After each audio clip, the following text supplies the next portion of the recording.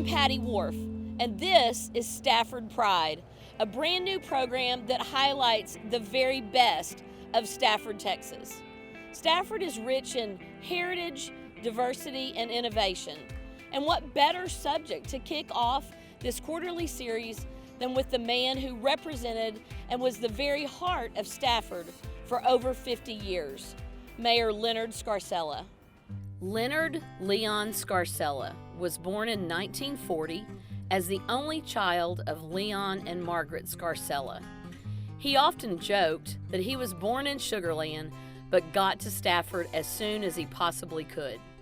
I moved to Stafford the first 3 days after I was born, and I was born in Eldridge Hospital in Sugar Land, which was the only hospital in the area in Fort Bend County. And in those days, they kept you a couple of days in the hospital. But my family was from Stafford, and I moved to Stafford with my mother and father shortly after that, and I've lived here all my life. Miss Havens was really close to Aunt Katie Cangelosi, who was a court, and therefore the courts were related to her as well. The family actually migrated from Italy, from Pogo Real, Italy, and this was back in the late 1800s. And they migrated to a little town just outside of Bryan, Texas called Steel Store, Texas, which is now known as Mudville. And they got the name Mudville for the most part because it's a very fertile area for the soil. And so the family got into farming there in Steel Store, Texas. Many of these people came to this country at about the same time. And so they all were either related or very close family ties between them. His grandparents and so forth lived in the same town my dad and mom did. My dad did, excuse me. My mom was a Houston girl. And they lived in Mudville, Texas, it was called. It's on the Brazos River bottom. And they were farmers, primarily cotton farmers.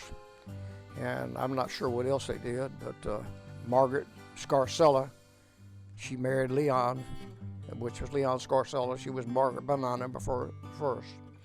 And then she married Leon, and then Leon died young. I don't remember what age he was, but he died young. My father was just a very accomplished musician and played all the instruments. He played for the Chicago Symphony, or in the Chicago Symphony, the Houston Symphony. So many people came to him that wanted to learn. It was called the Houston Conservatory of Music, and he was one of their top teachers and professors. Did he want you to follow in his? Oh, he would love to me. If it had been up to him, and had he lived, he died when I was 10, but I'd have probably been on Broadway. He'd have found some way to get me there and do something that I could have done. But had he lived, my life might have been totally different. Well, I knew his dad and his mom real well. His dad was a music instructor there at old Missouri City High School, and I took clarinet lessons from him for a few years until I dropped out and started playing football, and I dropped out the music. There, where the police station and fire station is where I grew up. Our old home stood on that property that we sold to the city. It was only had North Main, didn't have South Main, and had cotton fields back of our house when I was growing up. Yeah, we would go over there, and they would be rocking Leonard, rocking the baby. And I was an altar boy at the Holy Family Church at that time, and it was just 10 steps away from the church, their house. My family had a grocery and furniture business, and it was, the building was on Avenue F, the new building they built. And we lived in the island. We lived at 3023 North Main, and Leonard and his mother lived 2 doors closer to the Catholic Church. So we always walked through each other's yards. We had a common aunt, Katie Cangelosi, who lived 2 doors closer to Avenue E from me. And so Leonard and his mother often visited with Aunt Katie, and we visited with Aunt Katie. So, I mean, we just were back and forth in the neighborhood. There was 5 families that lived on what is now the North Main Street. We were all Catholic people, and so we walked to church, walked through each other's yards. In the evenings, we would oftentimes sit out in the backyard and visit 2 or 3 families at a time. So it was nice growing up that way. Oh, I knew him when he was, 3, 4 years old. I mean, we had our first communion together, and his mother and dad were friends with my parents, and I used to go visit and play with him, and then he would come to our house, and we would play together, and as we grew up, altar boys together, and in the choir together. We moved to Stafford. My folks bought a retail dry goods grocery store in '43, and we moved there in '44, and I started in the 1st grade in Missouri City School. Leonard was my 2nd grade school teacher's son, and he was around the school before actually the school started. Before he started school. He was two years ahead of me, and his mother taught me in the 2nd grade, and his dad taught me junior high band and band in the 5th grade, 5th and 6th, 7th grade. I was in junior high band, and his dad was a band director. I played a clarinet for quite a number of years, but I don't anymore. And I was around him. I went to many sessions he had teaching, and then he had an orchestra. It was a big band orchestra like back in the 40s.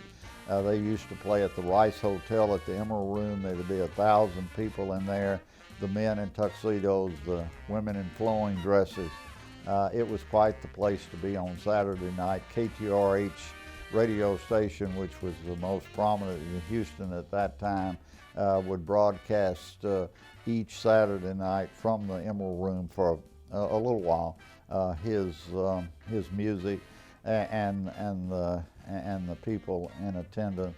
So, and I would go there with him, and I was very enamored with it and very impressed with it. But being around all these exceedingly accomplished musicians, it hit me very quickly that I didn't have what they had, and I would never have what they had, so I better go another direction.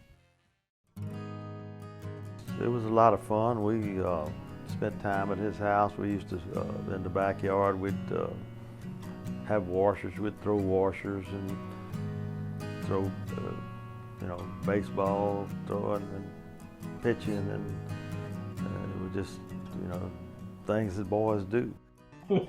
Leonard was Leonard, he never did change. We were in the Boy Scouts together. Our scout leader, who's still alive, named Anthony Lee Scanlon, and all of us were in the Scouts together. Yeah, we were at Camp Straight, a bunch of us, Frankie Cash, Joe Barbera, myself, I don't remember who else was there.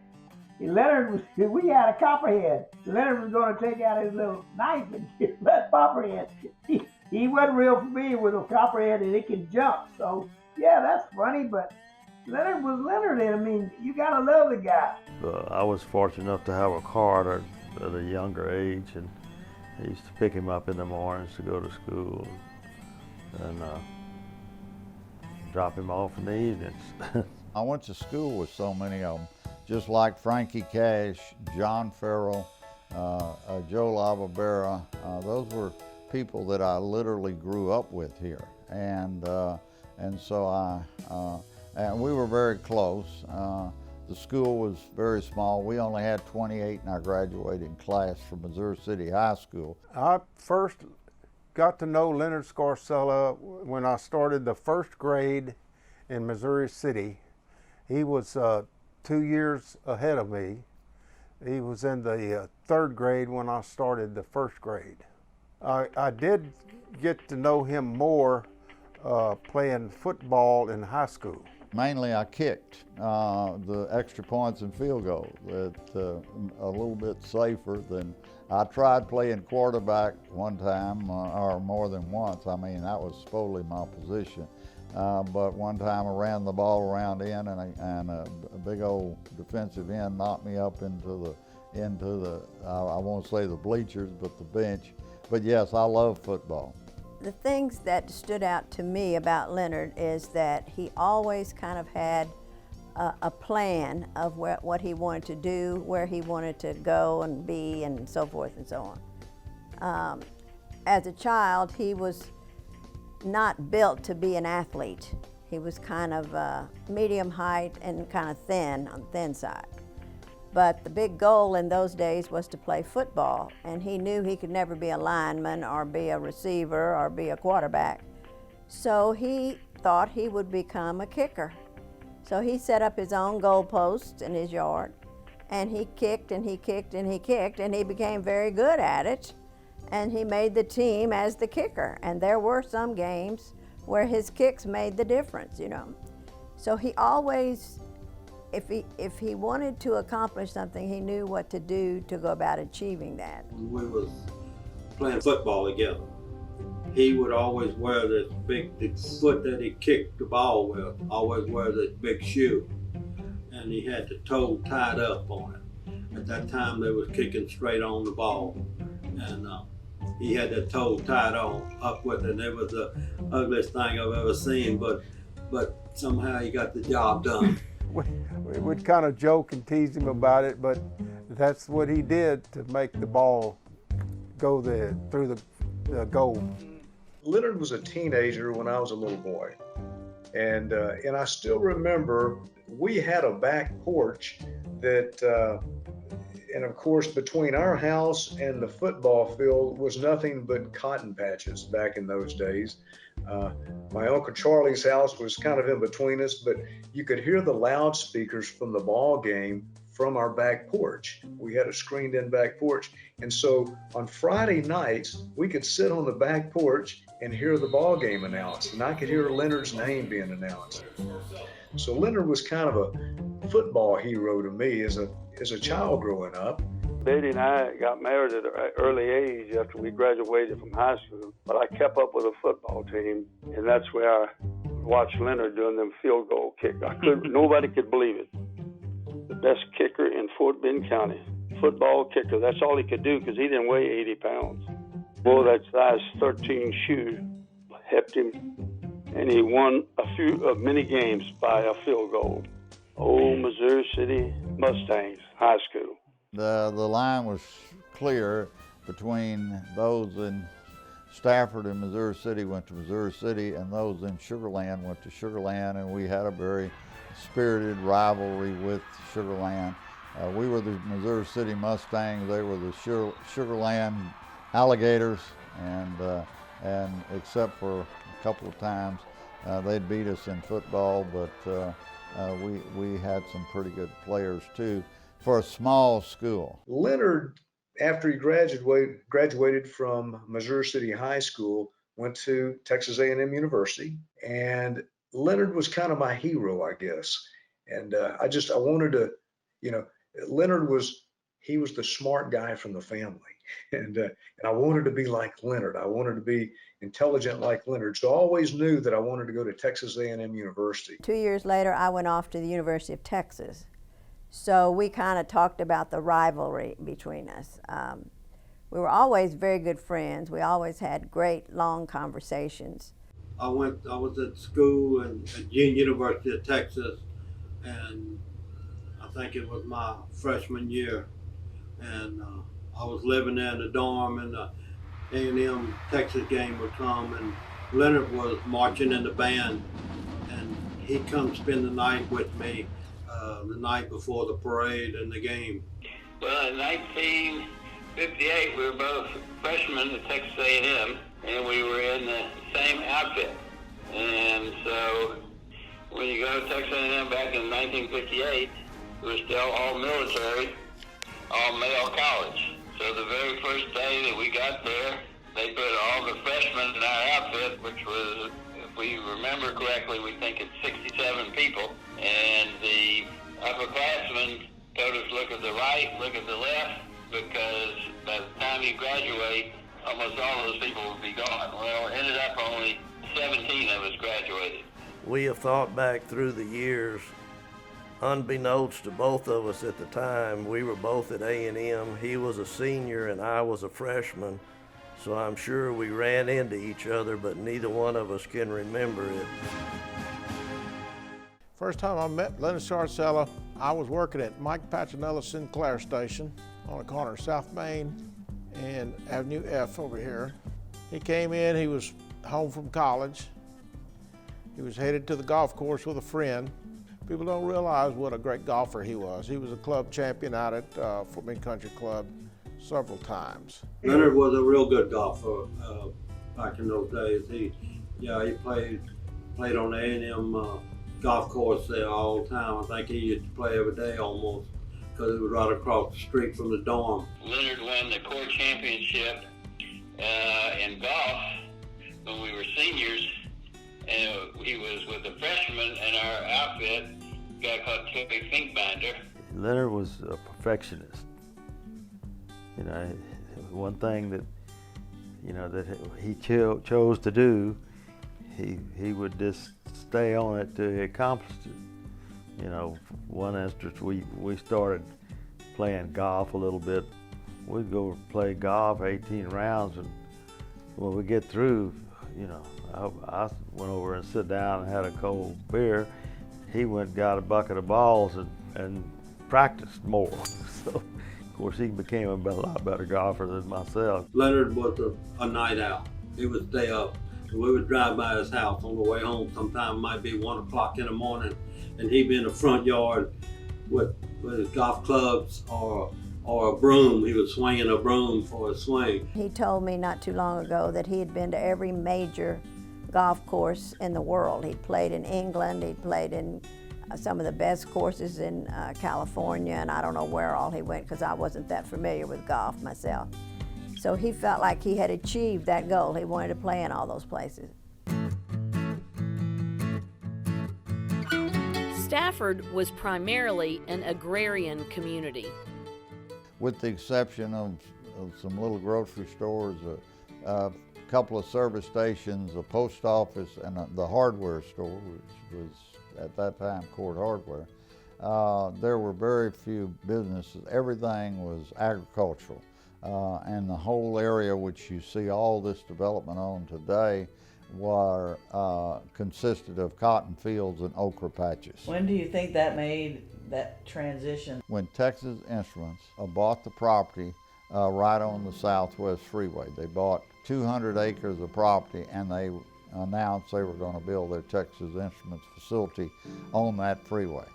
That started the mass migration from Houston into Fort Bend County. That was the door that opened, that transformed not only Stafford, but the entirety of Fort Bend County.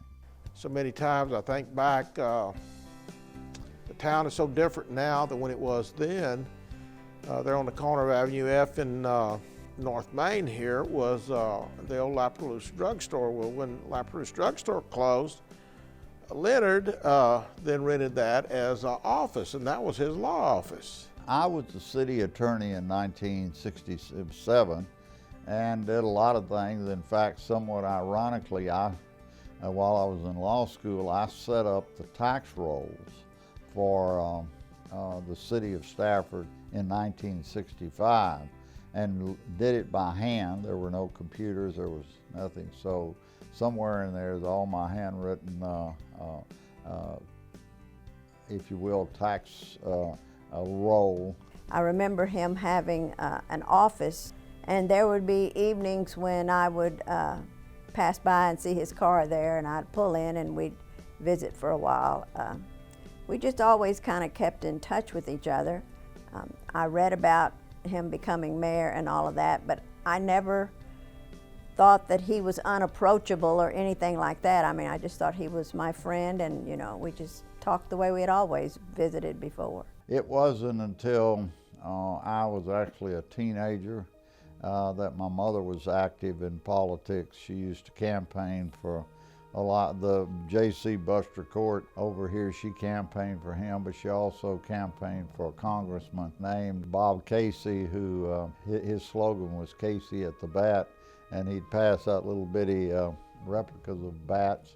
And but she felt like I should be active in local and community affairs, and she was my first campaign manager and did that many years and many elections, and she was always successful. So I had an excellent teacher. And he spoke many times of things that his mother said to him, and his most prevalent one, she said, it's nice for people to like you, but it's more important that they respect you for who you are. I got elected in 1963 when I was 22 years old to the water board, WCNID number 2, which at that time was by far the more prominent thing. It had all the money. The city had very little money back then. And I served 4 terms there, including 2.5 years as president before the mayor resigned here, and then I ran for the position. Where I remember him best from is when I went to run for the water board, and he encouraged me to run. And I ran for the water board and was successful. And I ran, I think they were 3-year terms, I believe. I just ran one at a time, and I had my field of politics. I just didn't want any more of that. But when he resigned, when he resigned for the water board, he resigned when Tony Jabia abruptly resigned from mayor and left a vacancy for mayor, and he decided to run for mayor. And I know, of course he was elected. He never lost an election. The only thing he lost to was cancer. That's the only thing could beat him. Scarcella became one of only 3 mayors in Stafford. You know, I had known the previous 2 mayors in Stafford. Growing up in Stafford, I knew the previous 2 mayors, Chester Wright and then also Mr. Jabia, and they were well respected. And then here comes Leonard, you know, a really, really intelligent young man, and you know, he was an attorney and really moving up the ladder. And I was really impressed. I was really impressed that he was able to get in. Well, I gotta say, my mother was in love with Leonard. She thought that he was the greatest little thing around town. And Leonard was pretty popular. At that time, at 29 years old, I thought that he was a little young and was going to have a hard time at it, but it turned out different. He accomplished so many things. I helped him all his campaigns. Every time he ran, I would take him out, drive him around town, and meet people. And at that time, I probably knew 85% of the people in Stafford that he didn't know. When I became mayor and sworn in September of 1969, we had 3 employees at the city. And they weren't full-time. We had a city secretary and who was on sort of a contract basis. We had a maintenance driver that most of the roads were in gravel, so every time it rained, he'd have to go get people out of the ditch and smooth out the roads. And then we had 1 police officer. I had applied for the city of Stafford probably in either the last part of 69 or first part of 70. They said they wouldn't hire me until I turned 21. Well, I turned 21 in February of 70, and March 28th, I went to work for the city of Stafford. The former mayor decided he wanted to be mayor again, so he ran, and it got to be a very heated election. January, February, March, no one wanted to come to work here, because if the wrong person got elected if they came to work for Leonard. And if the other mayor person won, well, they wouldn't have a job probably. So nobody wanted. So I worked here by myself for those 3 months, and that's what Leonard joked about. Bonnie was the only police chief or only policeman for the city of Stafford. Politics was very spirited, to say the least. And when I beat Tony Jaby in 1971, it literally split the town. And like I say, I got 60%, he got 40%.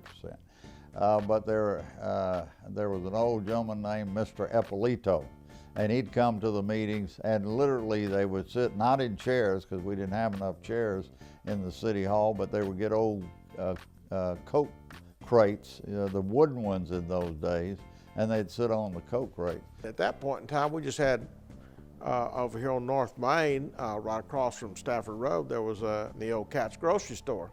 We had the bottom section rented there, and we had the police department was, when you walked in the door to the left, there was a room about 8 by 8, that was the police department. And you walked through a door and there was a bench, and that was the bench for the court department, and behind that was the city council table where they had city council meetings, and everybody just sat around in the room. It wasn't that big a room. And it got so spirited, and most of the people in town at that time were Catholics. And Mr. Eppley, one night it got like that, extremely spirited, extremely contentious at the council meeting. And Mr. Eppolito said, well, I guess they're going to have to build a barbed wire fence down the center of the Catholic Church and let Tony's friends sit on one side and Leonard's friends sit on the other. There was always a division. When you have people in politics, you're going to have divisions. There are going to be people on one side, people on the other. Guess who always won? Was Leonard, 50 years of it. Leonard, when he became mayor, and I really believe when he ran for election again to be mayor for the second term, he had decided that was going to be his lifelong job. I really believe it, because what he did, I don't think any other man in this community could have or would have even attempted. Never had children, never married, and again, like I said, he was devoted to doing the best he could do for the city of Stafford. He was married more to this city than you could to a human being, if that makes any sense. But this city was his family, and he took great pride in this city.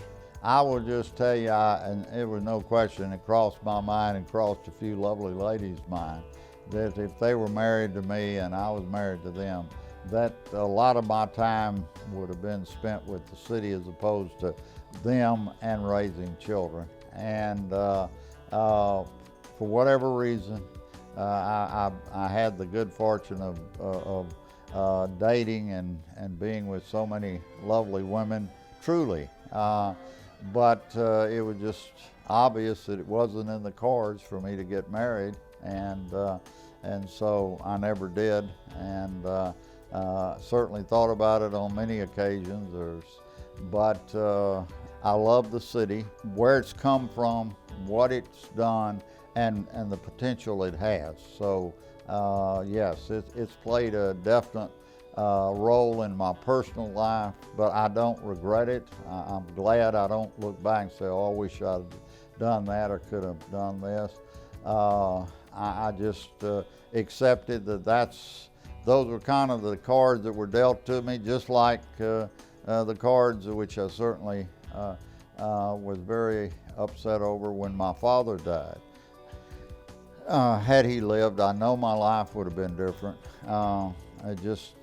Those things happen in life, and you follow the path that you think hopefully is most productive and most enjoyable, and that's what I've done.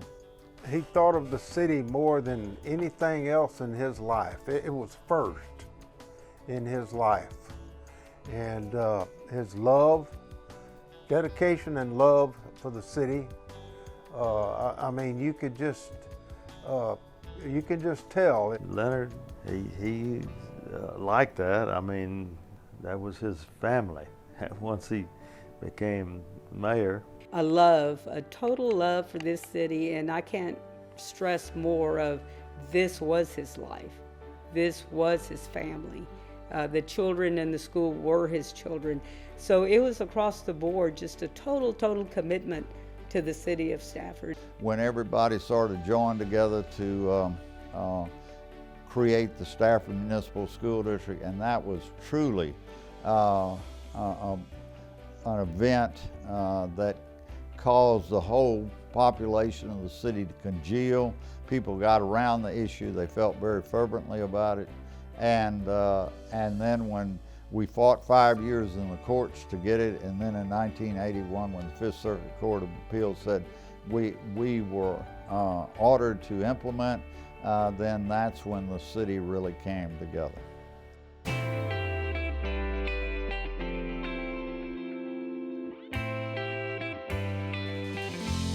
Many of the reasons Staffordians take pride in their city were made possible by Mayor Scarcella.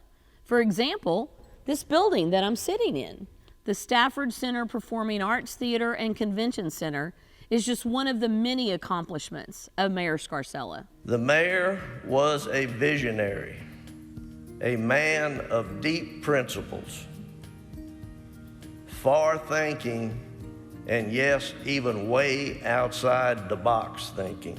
I think Leonard was a very accomplished person. I think he set goals for himself, and it seems as though he achieved every one he set out to do. Leonard, he did a great job. A lot of things that people never would dream of would to happen. Well, I can tell you what his pride and joy was the school district. And everybody knows his license plates on his car when the inception of the school district was SMSD. 1975 is when I really started getting to know him more and more. And of course in 1976 is when we started our battle to try to get our school district. Back when the school district wasn't going to bus Stafford kids anymore, it upset the mayor greatly. He was very concerned about the safety of the kids. I think the driving force was the busing. We had students crossing the railroad track over on Stafford Road into that busy intersection there on North Main, and we just couldn't see it. We felt like they would get hit, you know. It wasn't something we wanted. We felt like busing should have been provided. He asked me, I guess at the time he was looking for a secretary. So being fresh out of college, you know, it was a perfect opportunity because my major had been political science, and I knew that he was an attorney and the mayor of Stafford. So I was there with him when the beginning of the school district, and I lived through it. It was just an amazing experience to see from inception to fruition. So it provided me a lot of insight as to him and the kind of person he was that he led. I mean, he was not afraid to take on a challenge, especially if he felt that a certain segment was being denied, and it was like, take care of your, you know, be your brother's keeper kind of attitude, and he lived it. We got to school. There was a gentleman by the name of Charlie Machuco, who was a lawyer, who actually found the loophole in the law. And when he found it, Leonard pushed it to the hilt and got it done. We did something that nobody in the United States had ever done before. Nobody thought we could be successful. We were successful and got national attention out of it. And I think people at that time felt that I could run the city. Not everything that Leonard did was always wonderful, but when you start talking about fighting for a school district to pull away from what was then Fort Bend, or actually I think they call it East Fort Bend Independent School District, later became Fort Bend Independent School District. There were quite a few people who thought he was crazy, but he stuck to his guns. Those are hard-fought years. Fort Bend ISD was very, very opposed to the establishment of the school. we were very excited about it. My kids started school there on Cash Road when that complex opened, and we were very happy to, in the police department here, to work in and establish one of the first programs where we had an officer in the school. I think, in my opinion, I would say that was his biggest accomplishment, because to be able to do that is nothing short of a huge impact. This is probably the most, not just unique, one of the most loving places I have ever met in my life. They are all about Stafford. They are all about SMSD. They're all about the kids. Everybody is involved. It's probably one of the most representative examples of a democratic society that you can ever get. Everybody doesn't always agree. We've got to learn how to get along. We got to remember what the main point is. There's a philosophy that says keep the main thing the main thing. That's what we do in Stafford. Even if we go through things. But let's just say this, we have more wins than we have losses. When I met Mayor Scarcella, that was his philosophy, and people might have, agreed or disagreed with how he did or got to one point, but let me tell you something. There is nobody who loves Stafford, MSD, the city of Stafford, the kids of Stafford, the community of Stafford, than Leonard Scarcella, period. He did so much, and I think that another accomplishment that he really was proud of was the no tax, the city property tax. Yeah, I think that and the school, that's probably one of the two accomplishments that he put on the highest on the list. I think keeping the city on a financial secure basis, he kept the services up for the people, and he kept the expenses down so that we eventually did away with the property taxes because of the conservative type good government, and his physical responsibility, his knowledge of numbers and finance was probably his biggest strong point. A lot of people, the Wall Street Journal included, said an experiment had never worked, whatever else. In 1995, I saw where we could do it. We maintained it for 25 years, and the best I can determine, and looking through whatever Google or anybody else, is we're the largest city in the United States without a city property tax. The abolishment of the taxes for the city of Stafford was huge for bringing business in.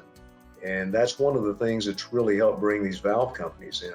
We always like to say that businesses come to Stafford because they get to keep more of the money they make than anywhere else in any other city in Texas. And in addition, we cultivate and we certainly encourage residents there, because most of them, when they buy their house, in fact virtually all of them, have a much lower mortgage payment in Stafford than they do anywhere else for the same house. Leonard kept his finger on everything.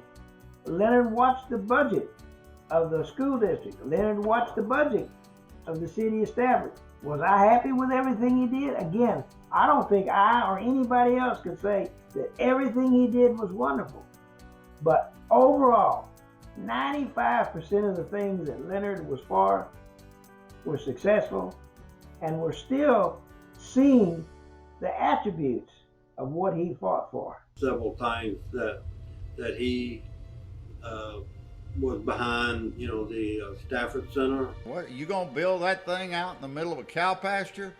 4 million people have come there. I helped build the community college building, and the city was a main factor in that building. Actually, it was the city's building until they paid for it, and we gave it to them.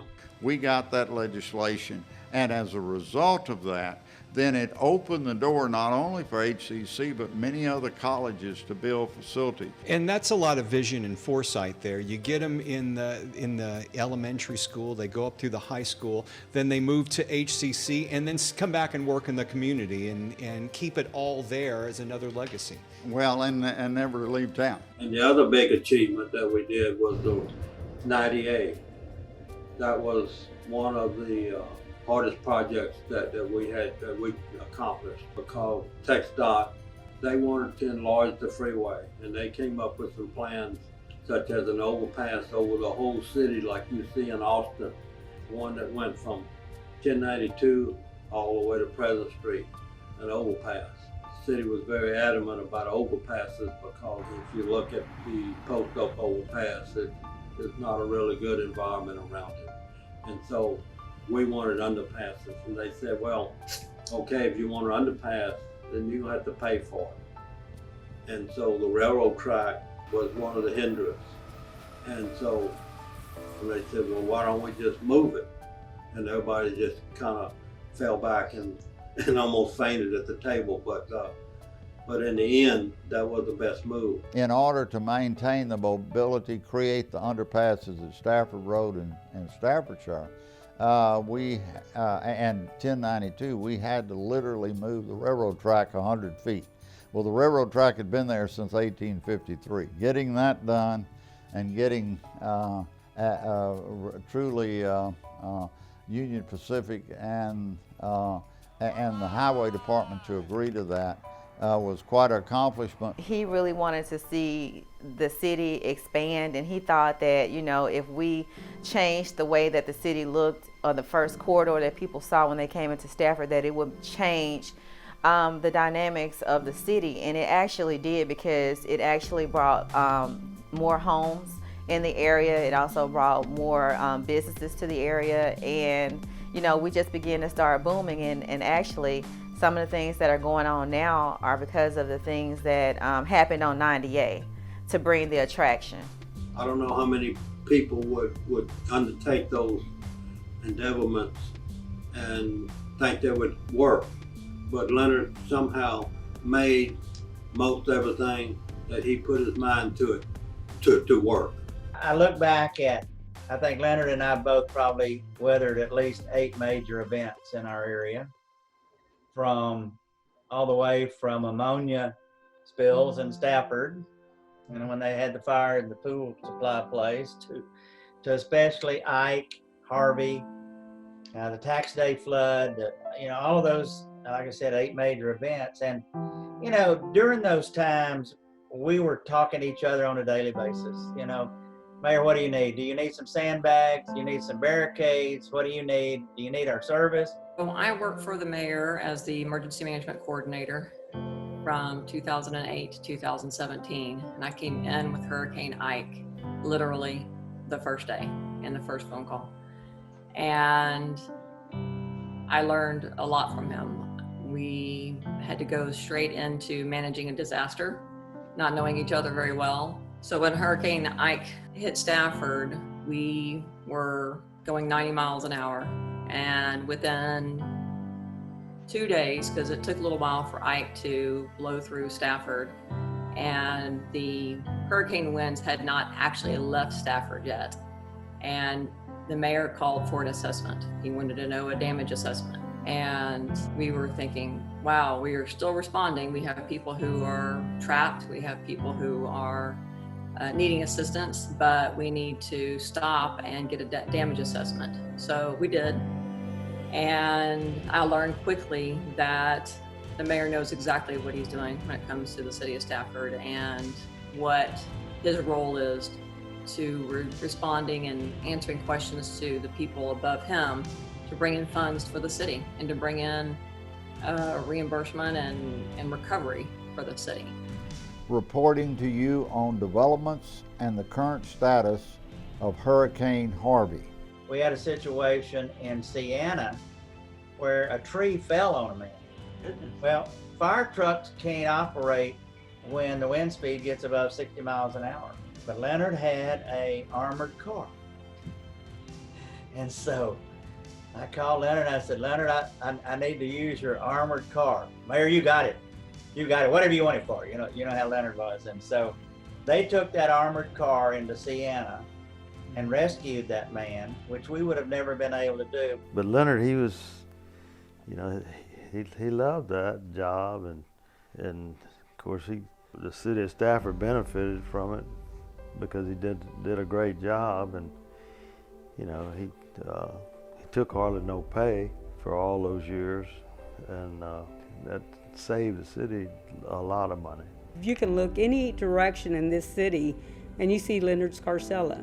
You know, you see his footprint on it, whether it's the Stafford Center, Civic Center, School District, this building, the police department, the fire department. I mean, you can look any direction and it's Leonard. And how many people in a lifetime can accomplish what he did? I think I have been good for the city. I think the city has progressed in a way that few have. We've got all these attributes we've just discussed and many others to extol and to be proud of.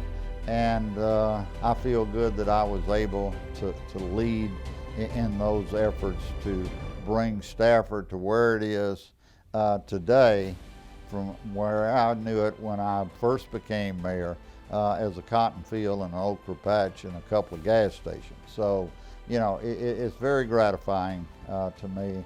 And I've often said, well, it's not how long you serve, it's what you accomplish.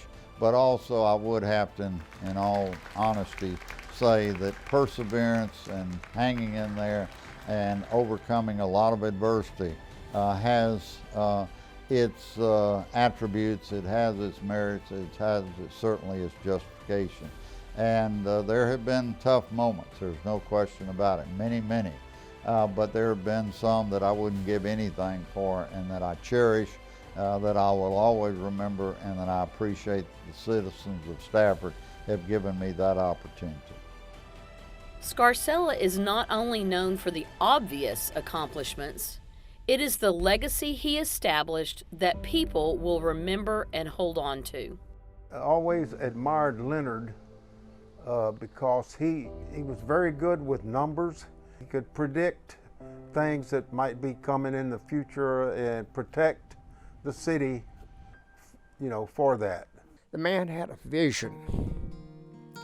He could look like he had a crystal ball. He could see what the future was bringing. Naturally, he was a very intelligent man. He could come up with mathematical answers while everybody's still on their calculator and remember it as clear as it was yesterday. And so I was always impressed with that. I can say that everything he did was up and honorable and above board. It never was anything slightly right-handed or left-handed. Always straight and honest. I don't think anything was a personal medal or accolade to him. I don't think that was anything that mattered to him. What mattered is everything I do and everything I say is for Stafford, the city of Stafford. And I think that's what his legacy is going to be, is that he was not selfish in any way. A man of his word. What he told you, you could take it to the bank. He said what he believed, and that's the way he lived his life. He was just well loved because he connected with people, and the longer he was there, the more they liked him. He understood the public, and he understood what he was fighting for. And I think that Leonard will go down in history as one of the greatest things that ever happened to the city of Stafford. Whether you liked what he did or you didn't like what he did, he stayed, he fought. You might have to listen to a 30-minute speech, but he always continued to fight for the city of Stafford. About 2 weeks after we moved here, I believe it was a Kroger on 2234. And all of a sudden we bumped into this gentleman that introduced himself as the mayor. He told us, we look unfamiliar. Do I know you? Your faces look unfamiliar. And we were trying to figure out who this young fellow was. And he introduced himself as Mr. Scarcella, I am your mayor. And that was 33 years ago. And history has been the same ever since. The little town of Stafford. I told my husband, oh my goodness, we're in Mayberry.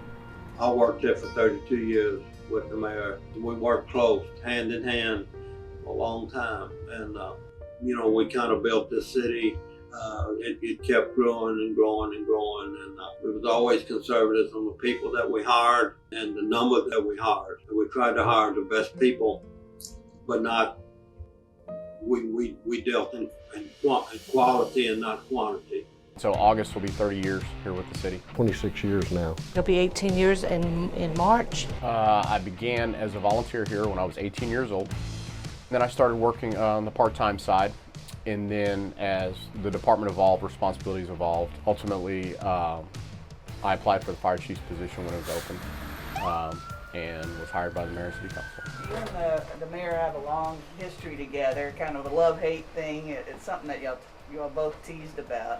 I don't know if I'd call it a love-hate thing. As my responsibilities increased and my interaction with the mayor increased, it was one of those things where he has a long history of guiding the city, the ship through good times and bad, and I always respected that. He had his very strong, to use his word, fervent beliefs on matters, especially in the area of fiscal conservativeness and just living within your means, and always trying to put the city on the best footing possible. And I think sometimes he and I were diametrically opposed on some issues. As much as he was forward thinking, I think a lot of times some of the things that I brought with regard to evolving the fire department as the city evolves, because there was a cost factor. So, and we did have some philosophical differences.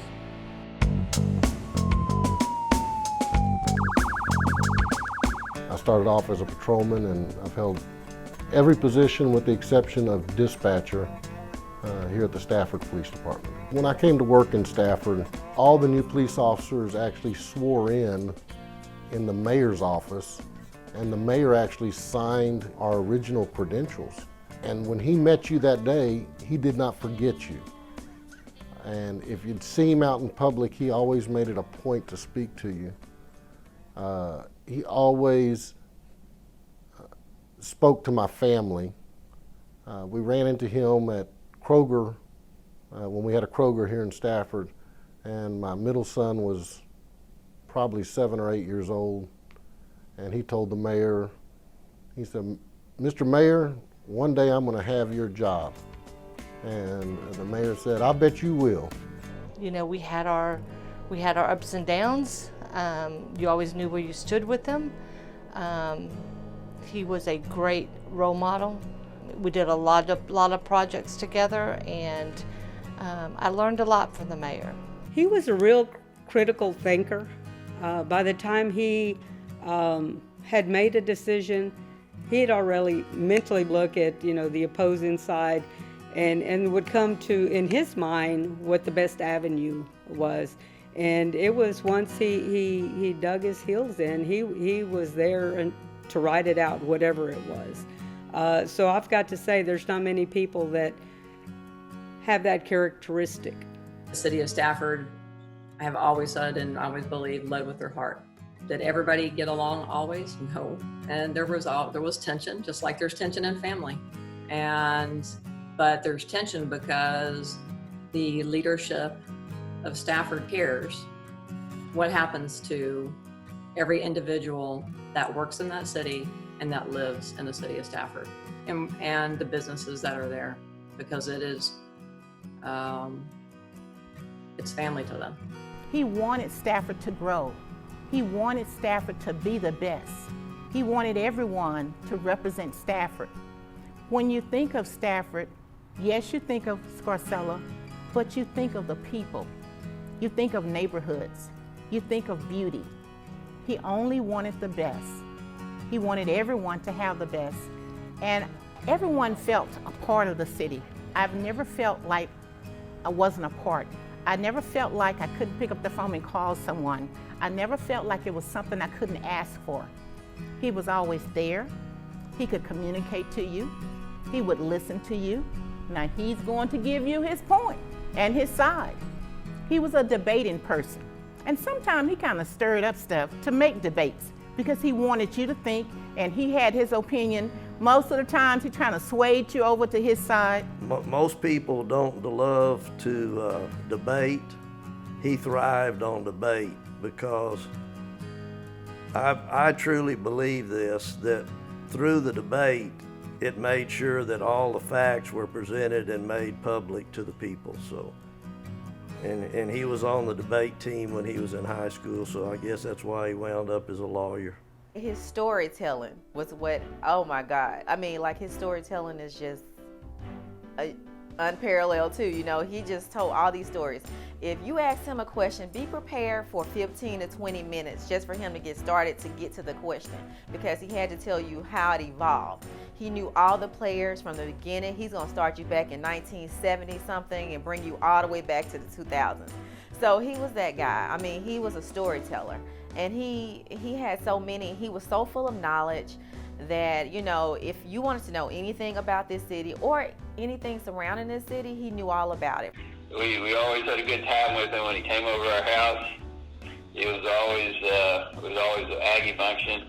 The wives loved listening to Leonard because he had a lot of stories. He was very passionate about everything he did. Was it taxes? Was it the children of Stafford? Was it the school? Was it the budget? Whatever it was, he was very passionate about it. When the school district first opened, he got involved with the different sports teams, and he would go to all of their activities. I remember when the school first sent its basketball team to state. I went on that trip, and so did Leonard. He was all excited about that, and I was too. It was 3 games that they had to play to win the state championship, and Leonard and I, we were at all 3 of them. The mayor loved football. He loved going out to football games on Friday night.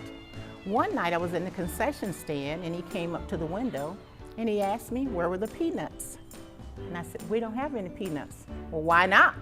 It's a concession stand, it's a football game. I said, Mayor, you are exactly right. I believe I worked in the concession stand another 3 years. Every Friday night we had football games, I had the mayor his peanuts. Him and John Farrell would be covered with peanuts. The students of Stafford will always remember the mayor in his plaid pants at every 4th of July celebration since 1976. Now, how he preserved them, I don't know, but he swears it's the same pants. We used to wire up the festivities a long time ago. He would wear those special trousers that he had, but he would stand out. Everybody got a chuckle out of that. That was just a statement that you can't erase, those plaid bell-bottom pants. That's right. I saw that same pair of pants for 32 years. Those checkered pants, it would have not been a parade had Leonard not worn those checkered pants. All the kids at Stafford, you know, they would come back and say, hey, Mayor, you still got on your plaid pants. And he was so proud of them. Those things have been around since the turn of the century, and he was vowed and determined to continue to wear them. One particular summer, he told me he would always diet, but he'd snuck in way too many ice creams, and he didn't think he was going to get in them, and he was rather stressed. He'd gone home, I'd left my office for a few moments and returned to a voicemail. Nikki, it's Leonard. I just wanted to let you know I did it. I'm in my pants. Now, I can't sit down, I can't breathe, and I certainly can't cough, but I'm in them. To him, that was his time. He loved the 4th of July, and so did all families. It was a time for him, for families to get together, friends to meet, to talk, to enjoy themselves, to catch up, and those plaid pants. I think the Historical Society has received the pants that he wore every year. We're going to put them up in our Historical Society meeting room when we get one. And then the Children's Festival. I mean, everybody could not wait to see what he was going to dress up as. I mean, we were a Christmas tree, we were an elf, we were a snowman. I mean, every year it was something else, something different, and everybody was so excited to see what he was going to come up with. My wife bakes a very good apple strudel. Every year, she sent him an apple strudel for Christmas. He complimented her and thanked her for the apple strudel. He said that always helps me get through the holiday season. Chris was always happy to give it to him. The only thing that upset her a couple of times when he made a comment, he shared it with Poochie. That was one of his early dogs.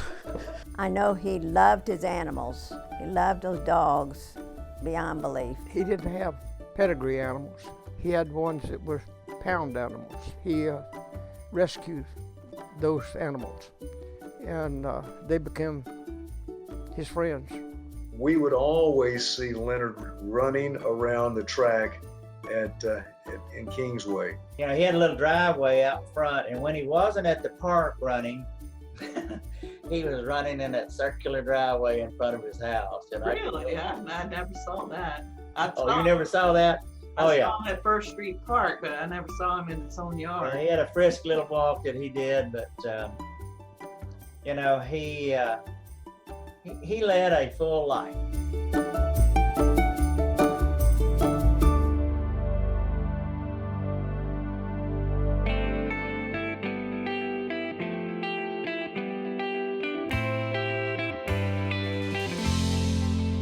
Another great attribute of Stafford is its diversity.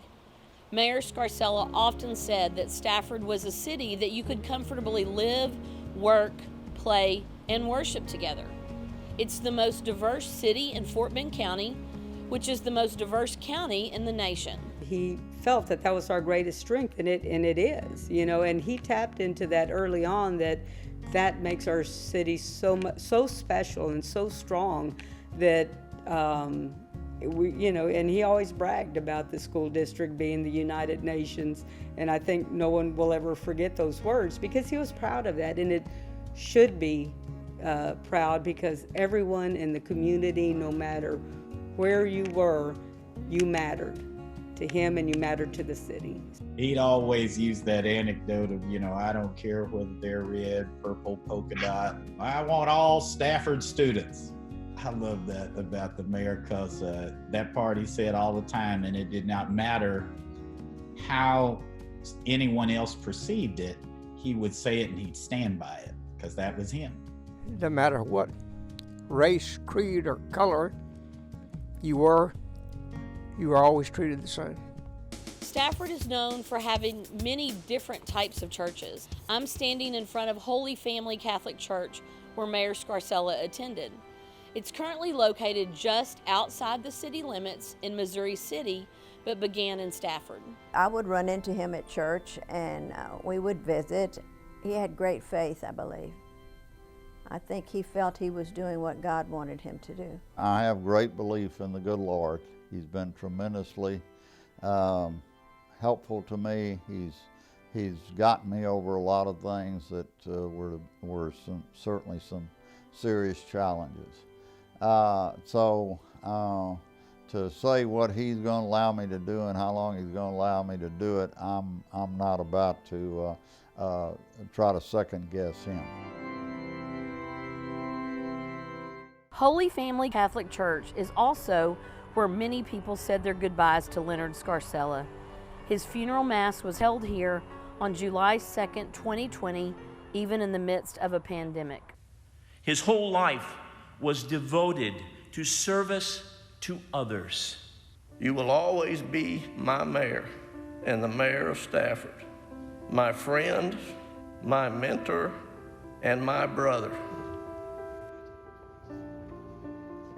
Leonard Scarcella will always be known as a great leader for Stafford, someone who lived, breathed, and dedicated his entire life to this city and the citizens he loved. He will be sorely missed. I just think that his was a life well lived. He did what he wanted to do, and a lot of people don't get that chance, and he did. I think he would feel that he achieved the goals that he set for himself.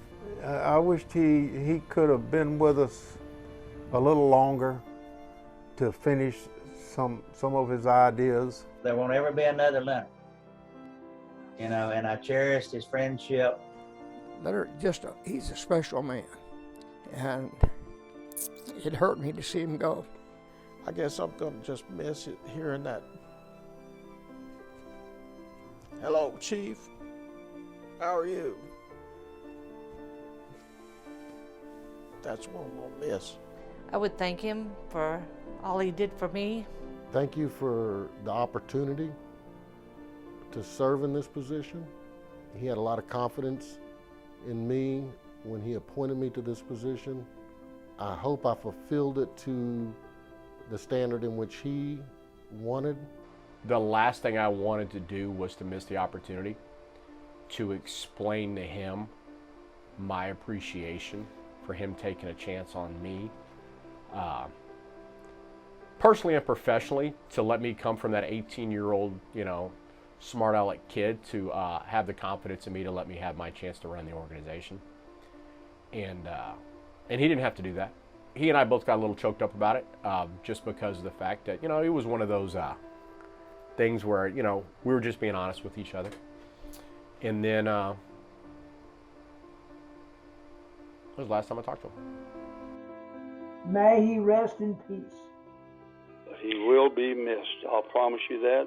And I hope they can keep this city in good shape. Mayor, I got it. You told me a life lesson. You told me a city business. You told me a lot of things. And I'm so honored to know Mayor Scarcella in my lifetime. I will treasure every fond memory. I hold in such a high esteem that we should follow his example, being selfless. He was open-minded and willing to learn, even all the way until the end. So I just want to say, Mayor Scarcella, rest in heaven, job well done. Yes, he did rub off on us. And yes, he showed us the light of service. And yes, he showed us the passion to serve this community. We will all get through this together, relying on the strengths the mayor projected. We can use his principles, his ideas, his concepts that he planted in each and every one of us. And I hope that someday people will really understand that he did give his life for this city. I'm going to miss him. He was a friend. So I just hope that his legacy lives on forever. He believed that the city was one of the best cities in the world, and he worked for that achievement. It all stands on his record. There is no Stafford history without speaking about Mayor Scarcella, and that will always be how it is. There will never be another person as passionate, who has grown up here, who has done all the things that they've done like he has. Absolutely no one. No one. He's irreplaceable. I wanted to let him know that I was praying for him, and that I think I said something in the note to the effect that Jesus promises us that we will have a home. There's a place for each of us in heaven. So when you get there, make sure that your house is just 2 doors down from mine. So I think that might have brought a smile to his face. For its closure, I don't think we'll ever have closure. And I don't want us to have closure, because I want us to all think about Leonard Scarcella, the mayor of Stafford, 51 years. Wow, that's nothing but love. You have shaped Stafford. Would you say that Stafford has also shaped you? Stafford has been very good for me. I can't begin to tell you how much Stafford has done for me personally. I look back and think of all of the tremendous opportunities that I've had, what it has done for me, and most of all, the fantastic people that I've had the opportunity of meeting and working with and dealing with, and number one on that list are the citizens of Stafford.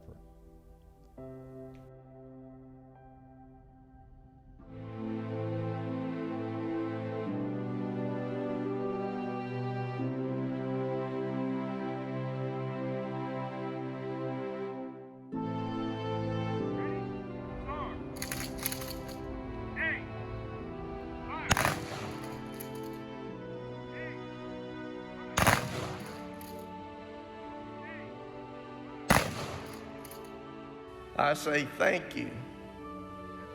Thank you for your selflessness. And rest in eternal peace. We will meet again and giggle.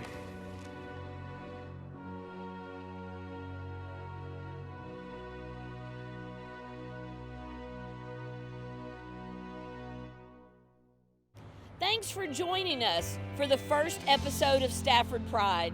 Join us next time as we highlight Stafford's heroes, our first responders. I'm Patty Wharf. Stay Stafford strong, and we'll see you next time.